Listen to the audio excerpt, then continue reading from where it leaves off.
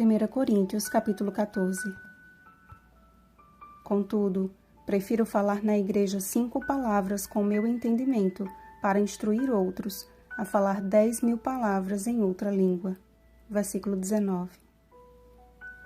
Não foi sem razão que Paulo iniciou seu discurso sobre o dom supremo, destacando o dom de línguas. 1 Coríntios 13:1. Entre os crentes, este tornou-se uma espécie de atestado do batismo pelo Espírito Santo, um termômetro de espiritualidade. Antes de sua ascensão, Jesus outorgou a seus discípulos a missão da pregação do Evangelho em todas as nações. Mateus 28:19. E para que fosse cumprida, no Pentecostes foram capacitados pelo Espírito a falar em outros idiomas, de sorte que cada um os ouvia em sua própria língua materna. Atos 2:8. O problema é que os coríntios haviam perdido o foco para o qual o dom foi concedido e o estavam usando com a finalidade de exibição própria.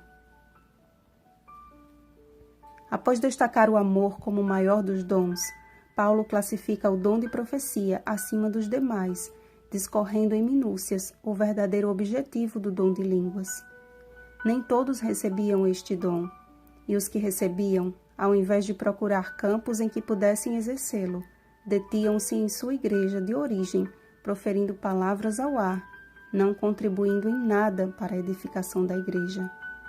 Diante de tal incoerência, o apóstolo tomou por base o dom de profecia como uma necessidade superior, um pilar fundamental para o crescimento do corpo de Cristo. Profetizar significa transmitir uma mensagem divina através da atuação do Espírito Santo. Nem sempre acontece no campo do sobrenatural ou do prenúncio, mas também pode ter a função de edificar, exortar e consolar.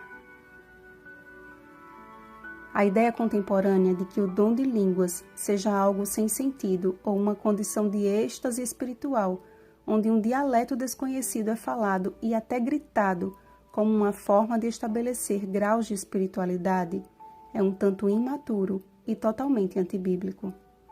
O mesmo se dá em interpretar o dom de profecia como revelações absurdas que não poucas vezes têm resultado em escândalos no meio cristão.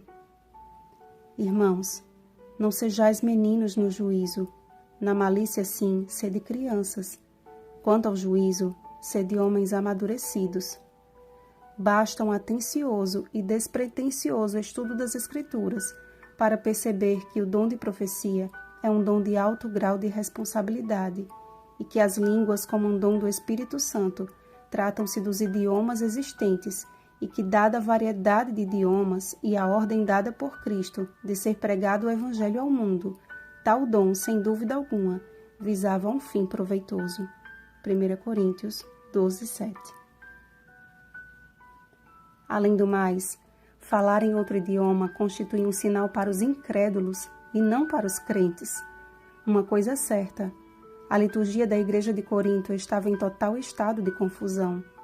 Paulo teve que organizá-la, desde o decoro das mulheres com o uso do véu e o silêncio na igreja, até a forma correta de cear e de estabelecer a organização do culto.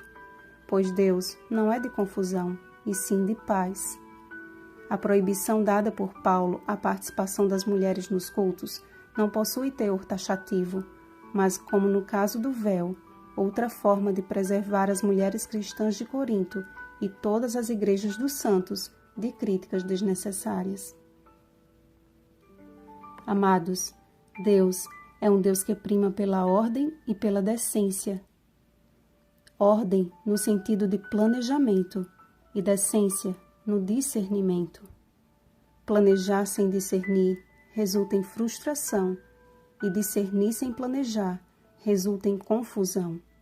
Ambos devem preceder o culto de adoração a Deus. Olhemos para a semana da criação e contemplemos o exemplo inconfundível do planejamento e discernimento do Senhor ao criar o mundo e tudo o que nele há. Observemos o plano da redenção e como Jesus observou tudo conforme planejado desde a fundação do mundo. Apocalipse 13:8. A nossa espiritualidade não pode ser medida pela realização de um bom culto, mas certamente todos os que aguardam o bendito advento prezarão por prestar a Deus um culto racional, Romanos 12:1, procurando com zelo o dom de profetizar, sendo tudo feito para edificação. Portanto, procurai progredir para a edificação da Igreja e que os dons espirituais que lhe forem concedidos exerçam grande influência para a glória de Deus e avanço de sua obra. Bom dia, profetas dos últimos dias. Leia Joel 2:28. Rosana Garcia Barros.